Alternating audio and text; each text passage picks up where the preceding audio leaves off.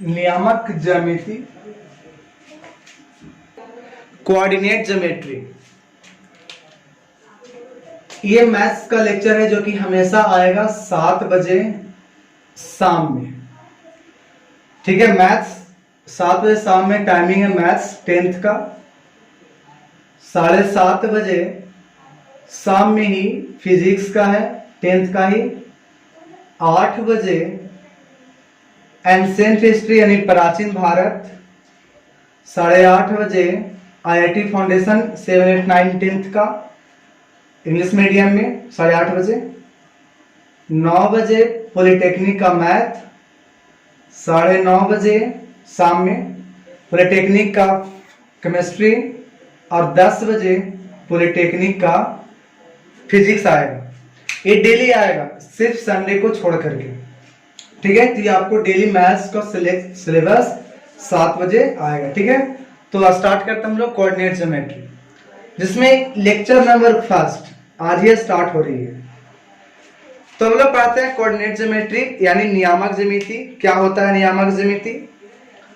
तो देखिए, इसमें हम लोग को 9th में भी पढ़े होंगे, जिसमें हम जानते होंगे कि अगर एक पॉइंट यहाँ पर लिखा जाए जिसमें यहाँ पर x और यहाँ पर y बोलते हैं, तो x वाले को बोला जाता है भुज और y वाले को बोला जाता है कोटि। इंग्लिश में इसको बोलते हैं अब्सिसा और कोटि को बोलते हैं ऑर्डिनेट। जब भुज और कोटि को एक साथ मिला देते हैं तो इस पूरे को बोलते हैं कोऑर्डिनेट। मतलब नियामक ज्यामिति यानी नियामक हम बोलते हैं किसी बिंदु का निर्देशांक हो गया कितना x, y। यानी एक तो भुज हो गया और दूसरा क्या हुआ कोटि। दोनों को मिलाए तब क्या हो गया कोऑर्डिनेट यानी निर्देशांक। भुज कोटि, x वाले को भुज, y वाले को कोटि। जब दोनों को मिलाए तो क्या हुआ निर्देशांक। इंग्लिश में बोले x वाले को अब्सिसा, y वाले को ऑर्डिनेट। दोनों को मिलाते हैं तो कहलाता है कोऑर्डिनेट। अब x और y जो हुआ ये है क्या? तो इसको अगर हम यहां पर देखने चले तो जैसे मान लेते हैं कि यहां पर दिया हुआ है 2,3 सपोज।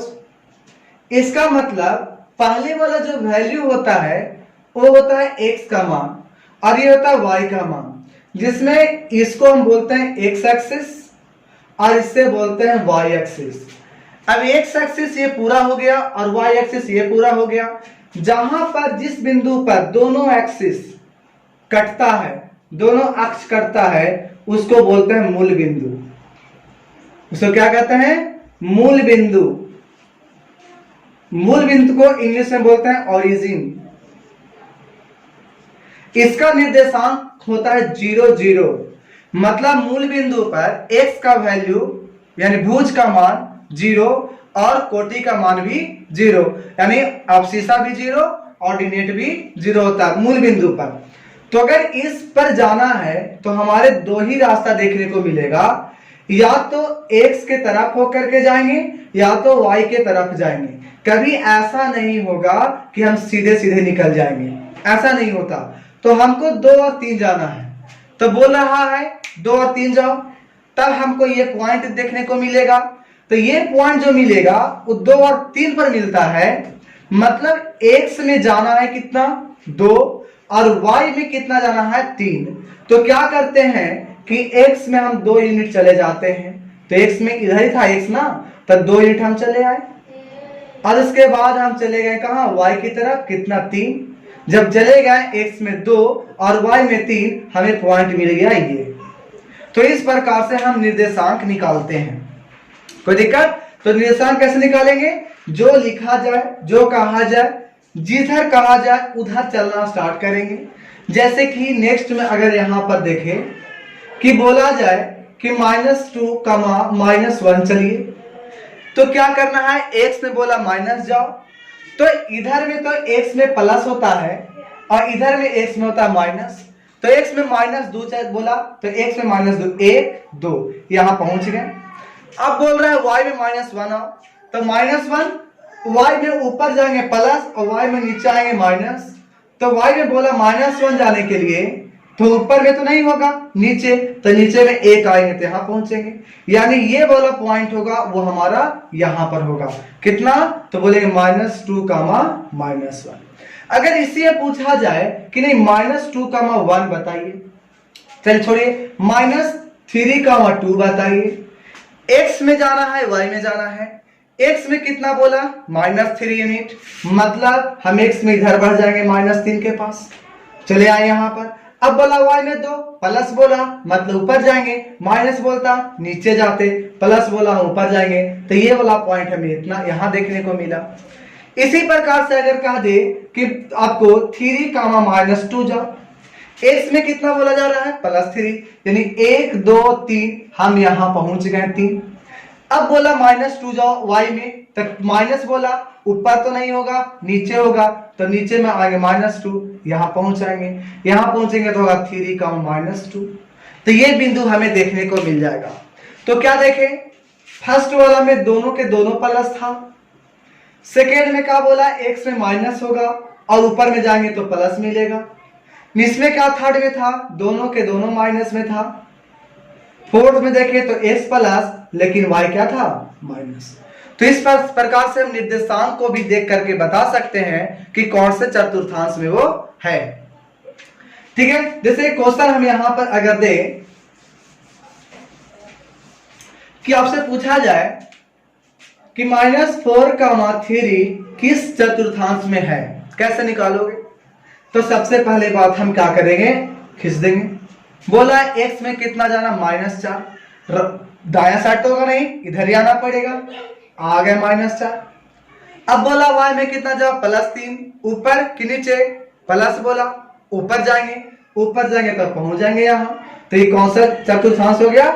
सेकेंड। तो बोलेंगे फर्स्ट, सेकेंड, थर्ड, फोर्थ। तो सेकेंड चतुर्थांश में पाया जाता है -4 और 3। तो ये था हमारा पॉइंट को बताने का तरीका। अगर हम यहां पर पॉइंट पूछे कितना होगा, तो आप बताओ कितना आए थे इस पर? तो बोले थे 4 यूनिट आए नेगेटिव में x में, तो x की तरफ नेगेटिव में आए 4 यूनिट। तो यहां पर जानते हैं कि 2 वैल्यू लिखा था, एक x और दूसरा y। तो x में बोला -4 पहुंच गए। अब पहुंचने के बाद ही हम यहां पहुंच गए, y में जाने की जरूरत तो नहीं पड़ी, हमको यहां पर लिखना था। तो y में जाने की जरूरत नहीं पड़ा, मतलब y में नहीं गए। y में नहीं गए तो कितना हो जाएगा? 0। तो x एक्सिस पर y का निर्देशांक 0 मिल गया। अगर इसी प्रकार से यहां पर पहुंचने के लिए 1 2 3 बार में पहुंच गए, और यही पहुंचना भी है, और x में कितना चलना पड़ा? 3 चलना पड़ा, चल भी गए, पहुंच भी गए, y में जाने की जरूरत नहीं था, मतलब y का वैल्यू कितना हो जाएगा? 0।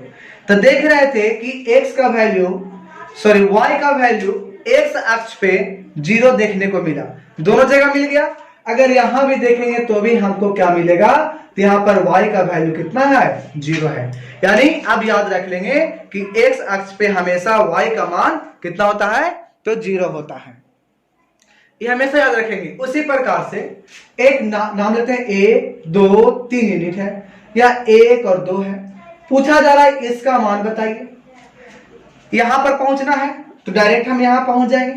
तो नीचे आ गए, y में नीचे आए तो y में नेगेटिव में होगा, तो y वाला ये वाला कि ये वाला, तो ये तो x का होता है, ये y का होता है। y में 2 यूनिट आना नेगेटिव में, मतलब -2।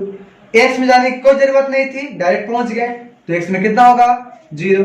इसी प्रकार से अगर यहां लिखना है तो 1 2 3 किधर गए? y में, प्लस में y होता है दूसरा, तो दूसरा में y में 3 लिख देंगे। और हम जब यहां पहुंच गए तो x में जाने की जरूरत नहीं थी, तो x का वैल्यू कितना होगा?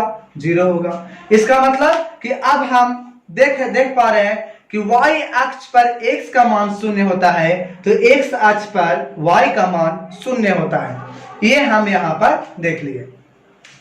अब इसी प्रकार से अगर और भी इसमें देखना चाहेंगे तो और भी रूल बनेगा। तो पहले क्या क्या देखें? सबसे पहले हम ये पॉइंट अभी तक देख पाए कि इसमें जो पॉइंट लिखते हैं इसमें 2 चीज होता है, एक होता है x का, दूसरा y का। एक्स वाले को भुज कहते हैं, वाई वाले को कोटि कहते हैं, दोनों को मिलाते हैं तो निर्देशांक कहलाता है। इसके बाद चतुर्थांश को देखिए, चार चतुर्थांश होते हैं, first, second, third, fourth. First में देखें दोनों के दोनों प्लस होता है, सेकेंड में एक्स तो नेगेटिव होगा लेकिन वाई पॉजिटिव होगा, थर्ड में दोनों के दोनों नेगेटिव होता है, और फोर्थ में एक्स पॉजिटिव होता है लेकिन वाई नेगेटिव होता है। ये हम देख रहे थे चतुर्थांश में। उसके बाद हमने क्या देखा, तो देखा एक्स अक्ष पे y का मान शून्य मिला और y अक्ष पे x का मान शून्य मिला, जिसमें मूल बिंदु पर दोनों का मान क्या था, शून्य शून्य होता है। और जो भी दूरी हम लोग चलेंगे वो हम लोग चलेंगे कहां से, तो हमेशा चलते हैं मूल बिंदु से। तो मूल बिंदु से हम इसकी दूरी आगे तक पहुंचते हैं। ठीक है, चलिए अब आगे चलते हैं। इसी में अभी और कुछ है, चलते हैं। देखिए अब आप लोग को एक क्वेश्चन प्रैक्टिस करना है, अभी मान बताना है लिख करके।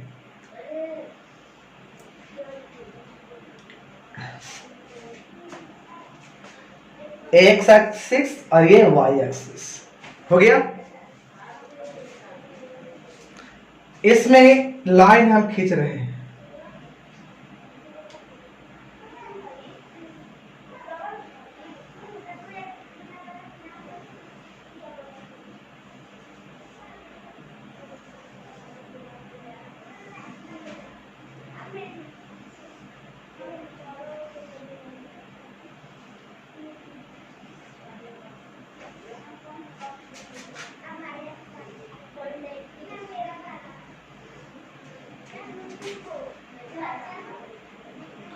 ये क्या हो गया, खींच लिए, और ये मेन लाइन था, मतलब ये हो जाएगा ओरिजिन।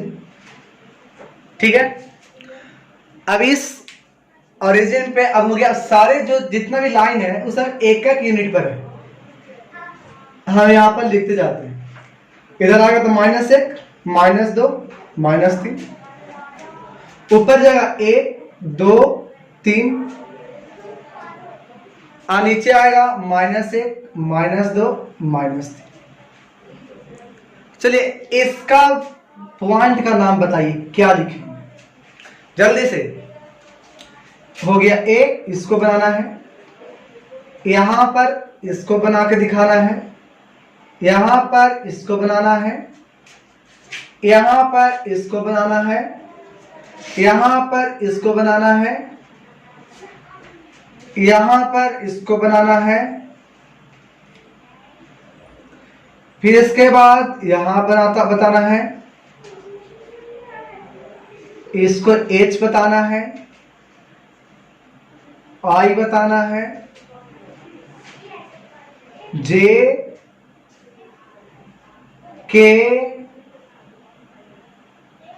L, M। इतने सारे पॉइंट्स हम दिए हैं, सारे पॉइंट्स का निर्देशांक बताना है।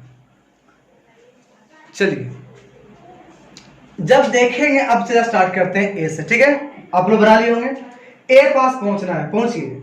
ध्यान रखना है क्या, पहले किसका मान, एक्स का कि वाई का, तो सबसे पहले एक्स का और बाद में किसका, वाई का होता है। तो यहां पहुंचने के लिए पहले चलना पड़ेगा, तो पहले यहां तक आएंगे उसके बाद नीचे आएंगे, है ना। तो 1, 2, 3, 4 किस में पहुंचे हो, एक्स में कि वाई में, एक्स में, तो एक्स में हम 4 लिख देंगे। अब वाई में 1, 2, प्लस में कि माइनस में, तो नीचे है ना, तो माइनस में पहुंचे कितना, 2, तो हम बोलेंगे ए का निर्देशांक 4, -2 आया है।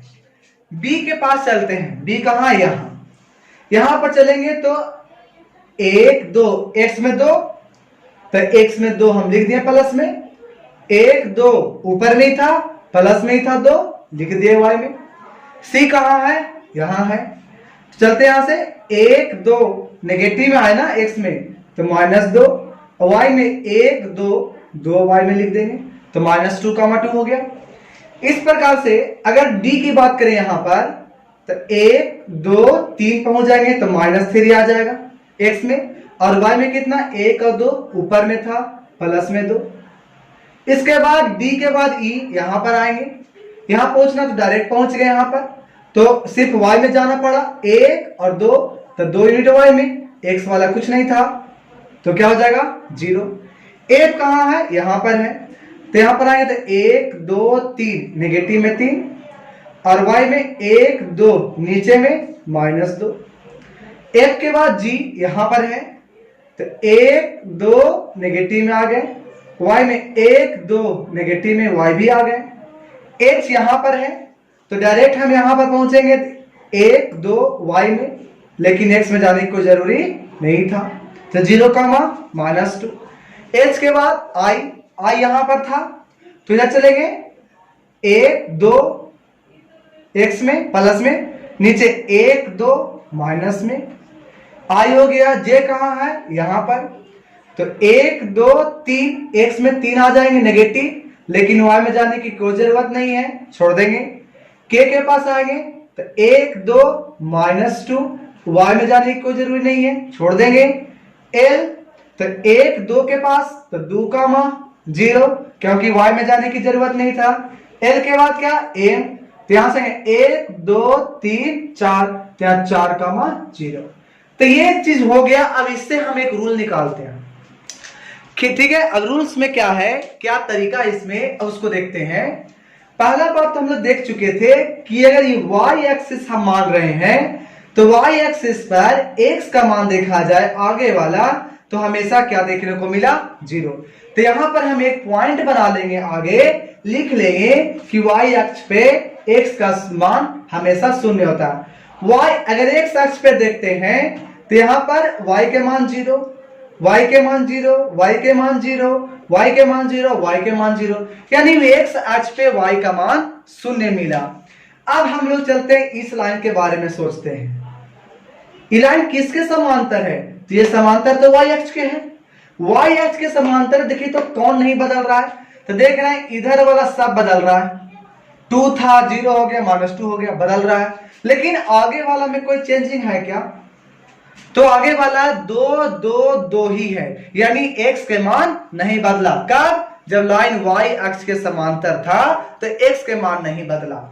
अब उसी तरीका से अगर हम इस लाइन पर देखें तो देखिए यहां पर 2y के मान, 2y के मान, 2y के मान और 2y के मान, तो जब लाइन हम x के समांतर लिए तो y के मान नहीं बदला, और जब y के समांतर लिए तो x का मान नहीं बदला।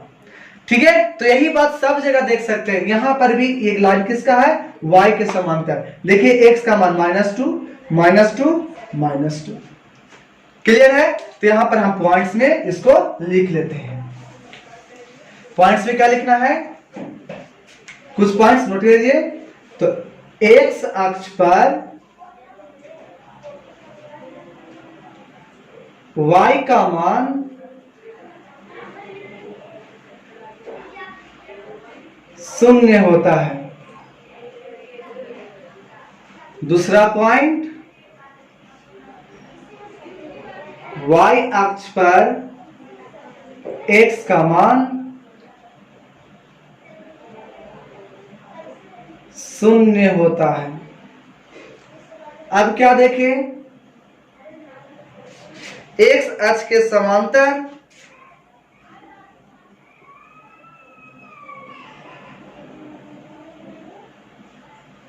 रेखा पर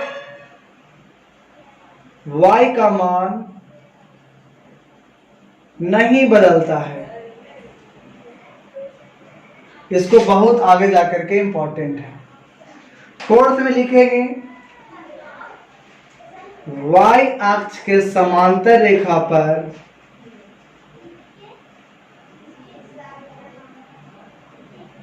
x का मान नहीं बदलता है।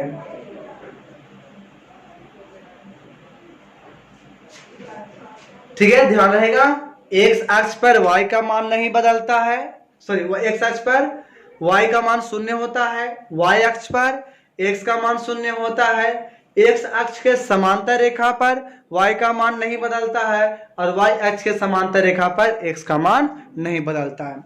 तो ये कुछ पॉइंट्स था। अभी हम लोग डिस्टेंस फॉर्मूला पर नहीं चले हैं।